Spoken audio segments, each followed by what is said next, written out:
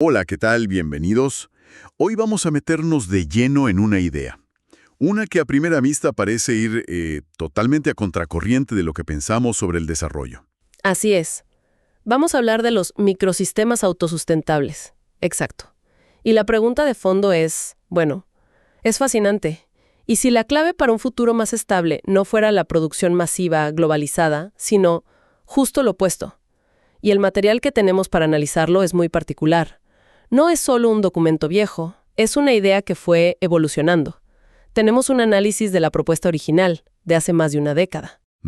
Y dos versiones reescritas, actualizadas para hoy. La misión es desglosar esta visión que, según el propio análisis, estaba 15, quizá 20 años adelantada a su tiempo. Casi como ver una foto del futuro, pero tomada en el pasado. Y la pregunta que nos va a guiar es esa. ¿Es realmente posible construir un modelo de sociedad más resiliente, más digno, con este principio que suena casi poético de sustento local y comunicación global? ¿Suena bien, sí? Suena muy bien, pero ¿se sostiene en la práctica? A ver, vamos a desglosarlo. La idea fundamental, a ver si la entiendo bien. Parece simple, pero es potente.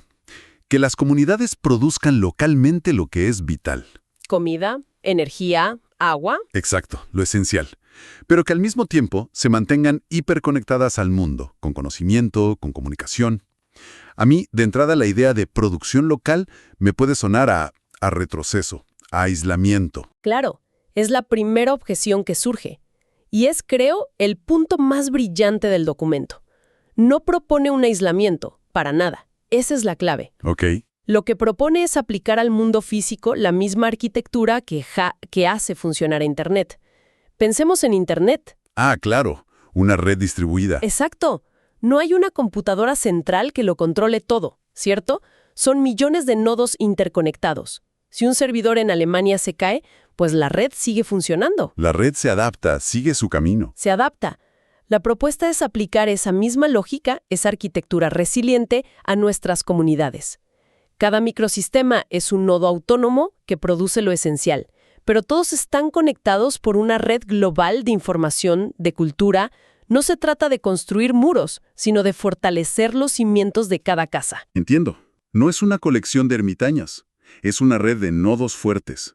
Y el texto original ya hablaba de esto, mucho antes de que la fragilidad de las cadenas de suministro fuera noticia de todos los días. Mucho antes. Hoy hablamos de soberanía alimentaria, de resiliencia económica, como si fueran conceptos nuevos. Claro, este documento lo planteaba cuando la idea dominante era que la máxima eficiencia era centralizar todo y moverlo por todo el planeta.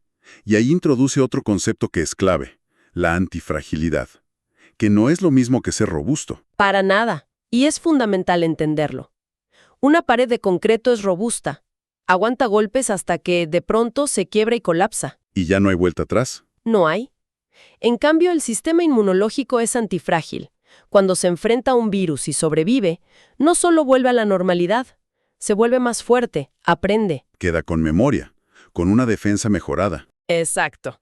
El documento propone diseñar comunidades que aprendan y mejoren con las crisis, no que simplemente las aguanten hasta romperse. Esa distinción es crucial. Ahora, hay una frase en el análisis que es una ruptura total con el pensamiento financiero de hoy. Dice, un proyecto puede ser plenamente legítimo aunque no sea negocio en el sentido tradicional. Uf, esto suena casi a herejía. Y es que esa frase es la piedra angular de todo el modelo social que propone. Porque choca de frente con todo, ¿no? Totalmente. Pero ojo, no es un llamado al derroche ni a la mala administración, ¿eh? Todo lo contrario. No es que no importe la eficiencia. Para nada. Lo que ataca es esa idea de que el único valor medible es la rentabilidad financiera inmediata. Lo radical es que cambia la vara con la que medimos el éxito. Ya no es cuánta plata genera, ¿no? La pregunta es, ¿funciona para la gente? ¿Le da a una comunidad la capacidad de alimentarse, de tener energía limpia, de educar a sus hijos? Si la respuesta es sí, el proyecto es exitoso. La dignidad y la estabilidad se convierten en el verdadero retorno de la inversión. El documento también insiste mucho en que no es una propuesta antisistema, y eso me sorprendió. ¿Uno esperaría que una idea así viniera con un llamado a la confrontación? No, y eso la hace paradójicamente mucho más subversiva. No busca la pelea directa, no quiere destruir el Estado, no demoniza al capital. Propone una lógica de funcionamiento distinta. Una que a largo plazo es más eficiente y humana. Exacto. Es como si en lugar de pelearte con el conductor de un auto que va en la dirección equivocada, simplemente te bajas y empiezas a caminar en la dirección correcta. Y con el tiempo, otros te verán y te seguirán. Justo. El documento sugiere que, en lugar de atacar el sistema, puedes construir una alternativa que funcione mejor para las necesidades humanas. Y eso, para el statu quo, es una amenaza mucho más profunda que una simple protesta. Lo vuelve irrelevante. Ok, entiendo la filosofía. Pero el análisis original también admite que el primer documento estaba limitado por su época. Dependía mucho de instituciones, de gobiernos, porque la tecnología para una autonomía real, pues no existía. Claro, y es aquí donde la versión reescrita se vuelve dinamita pura.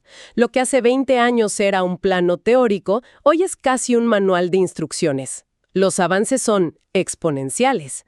¿En qué áreas, por ejemplo? Pensemos en la agricultura de alta eficiencia. La hidroponía, por ejemplo, permite cultivar vegetales con un 90% menos de agua sin tierra fértil en espacios verticales. ¿O la energía solar? La energía solar, cuyos costos se desplomaron. O las comunicaciones globales, que son instantáneas. La suma de todo esto permite lo que antes sonaba a ciencia ficción. Pequeño ya no significa precario o pobre. Pero en la nueva versión da ejemplos más concretos. Porque hablar de gestionar residuos o producir alimentos suena muy bien, pero en la práctica puede ser muy complejo. Sí, por supuesto. Y entran detalles que son fascinantes.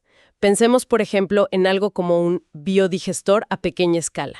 Ok, Imagina una comunidad, no sé, llamémosla Arroyo Seco. me gusta el nombre. Bueno, la gente de Arroyo Seco toma todos sus residuos orgánicos. Restos de comida, desechos del campo, todo eso.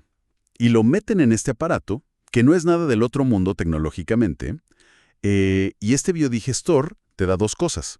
Biogás, para cocinar o generar electricidad, y un fertilizante líquido de altísima calidad, que pueden usar para sus cultivos hidropónicos, por ejemplo.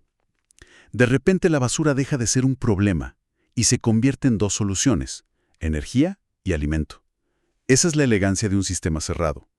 El desecho de un proceso es el insumo del siguiente. Eso sí que es un cambio de lógica. Se rompe el mito de que necesitas la escala de una gran ciudad, con sus enormes plantas de energía y su logística, para tener una vida digna. Exacto. Para una gran parte de la población mundial, la energía solar o eólica local es más que suficiente para la producción, la comunicación, la salud básica. La tecnología actual permite usar la inteligencia para amplificar la capacidad humana, no para reemplazarla. Una pequeña clínica en Arroyo Seco podría tener energía 24/7 con sus paneles, sin depender de la red nacional. Esa es la autonomía real. Entiendo la parte técnica. La energía solar es más barata, la hidroponía es más eficiente. Pero todo eso son herramientas. Al final, se trata de personas. Si una comunidad como Arroyo Seco logra esa autosuficiencia, ¿cómo cambia la dinámica social? Me intriga esa afirmación de que resuelve la marginación desde la raíz. ¿Cómo? Ocurre porque la marginación, en su nivel más fundamental, es dependencia. Dependes de un trabajo precario, de un subsidio político, de la caridad. Del precio internacional de lo que sea que cultives. Justo. Cuando una comunidad puede alimentarse y trabajar y decidir sobre sus propios recursos, rompe esas cadenas. Ya no es vulnerable al chantaje o a la extorsión. El texto lo dice de una forma muy directa. Cuando la vida vuelve a tener suelo, la violencia pierde sentido y la manipulación pierde eficacia. Claro, un joven que tiene un propósito y ve un futuro en su propia comunidad. Es mucho menos propenso a caer en la delincuencia o a tener que migrar por pura necesidad. Se resuelve la causa, no solo el síntoma. ¿Ok? Eso cambia la dinámica de poder por completo. Pero me lleva a una duda. Una duda muy real, creo. El documento dice que el error histórico es esperar permiso. Pero en la realidad, para instalar paneles solares, para gestionar agua, necesitas permisos, regulaciones. Tienes que interactuar con el Estado. ¿Cómo se concilia esa tensión? Ese es un punto. Es crucial. Y el documento es muy pragmático al respecto. No propone la ilegalidad ni la anarquía. Claro. La autonomía de la que habla no es rebeldía, es un acto de supervivencia, de iniciativa. La clave está en el orden de las operaciones. La experiencia que citan los textos demuestra que si primero vas a pedir permiso y plata, el proyecto nace cooptado. Nace dependiente del político de turno. Y el poder impone su lógica. La propuesta es arrancar en pequeño, con lo que se puede, con recursos propios o de redes de apoyo. Demostrar que funciona. Una vez que Arroyo Seco ya produce sus alimentos y genera su energía, su posición para negociar con el municipio es otra. Llegan a pedir. No. Llegan a decir, miren, esto funciona. Estamos resolviendo problemas que ustedes no han podido resolver, colaboremos. La colaboración es con las instituciones, sí, pero el control y la definición del proyecto nunca se entregan. Se invierte la relación de poder. En lugar de ser un receptor pasivo, la comunidad se convierte en un agente activo que demuestra una solución. Y con eso llegamos a la conclusión final de la versión reescrita, que es muy provocadora.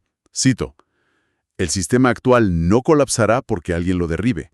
Colapsará cuando ya no sea necesario. Esa frase lo resume todo, ¿no? Es como, a mí me recuerda la transición de los caballos a los automóviles. Es una buena analogía. Nadie organizó una revolución para prohibir los caballos. No hubo una guerra contra el caballo, claro. No. Simplemente el automóvil se convirtió en una alternativa tan superior, tan accesible y eficiente que el sistema anterior solito se hizo obsoleto. Se volvió irrelevante. Exacto. La lógica que plantea el documento es esa. No es una lucha de poder, es una transición por relevancia. Si un microsistema puede ofrecer seguridad alimentaria, energía limpia y un sentido de comunidad que el modelo centralizado no puede, la gente lo elegirá por pragmatismo, no por ideología. Entonces, el futuro que se dibuja aquí no es ni totalmente urbano ni totalmente rural. Es distribuido. Exactamente. Los microsistemas no compiten con las grandes ciudades. Las complementan y las estabilizan. Las hacen más resilientes, de hecho. Claro, imagina una gran metrópoli rodeada por un cinturón de microsistemas que producen alimentos frescos. La ciudad se vuelve menos vulnerable a cualquier problema en las cadenas de suministro globales.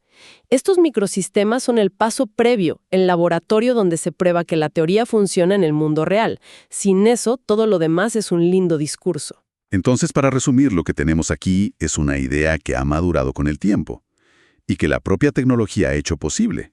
Lo que antes era un anteproyecto visionario, casi de ingeniería social. Hoy es un manual de posibilidades técnicas y científicas muy reales. Y la propuesta es consistente. Sustento local, comunicación global y, en el centro de todo, la dignidad humana como la verdadera métrica del éxito. El propio documento lo concluye de una forma muy potente. Dice algo así como que la tecnología ya lo permite, la ciencia ya lo respalda y la experiencia práctica ya lo demuestra. El reto que queda no es técnico. Y esto nos deja con una pregunta final, ¿no? Una pregunta muy importante. Y es una pregunta que nos interpela a todos. Si la viabilidad técnica a pequeña escala ya está resuelta, si ya no es una utopía, ¿qué se necesita realmente para que una comunidad decida empezar a construir su propio microsistema? ¿Es un tema de conocimiento, de que la gente simplemente no sabe que esto es posible? ¿Es un problema de organización social? ¿O es, quizás, algo más profundo, una cuestión de voluntad para actuar sin esperar el permiso de nadie?